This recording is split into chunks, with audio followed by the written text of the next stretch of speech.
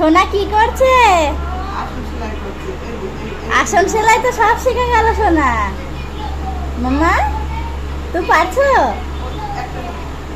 তো যে মা আসন নিয়ে বসেছিল, এটা অনেক দিন আগেই তোলা, তো শেষ হয়নি, তো সেটা নিয়ে বসেছিল। মাম্মা এসে ওই যে বলছে আমি একটু সেলাই করব।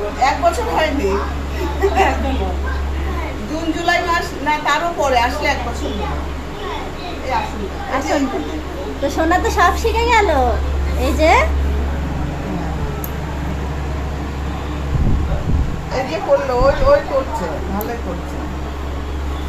ডবল ক্রস স্টিচের যেই আসনগুলো হয়, মানে আমরা বাংলায় যেটাকে মাছি ফোর বলি, এটা খুব তাড়াতাড়ি হয় আসনটা। তো সেই স্টিচ দিয়ে একটা আসন তুলেছিল, তো সেটাই এখন কমপ্লিট করছে। এখন গরমের ছুটি আছে, এখন বসে বসে ঠিক কমপ্লিট হয়ে যাবে। আর এটাতে তো আলাদা করে সাদা দেওয়ার দরকার নেই, তো তাড়াতাড়ি হয়ে যাবে।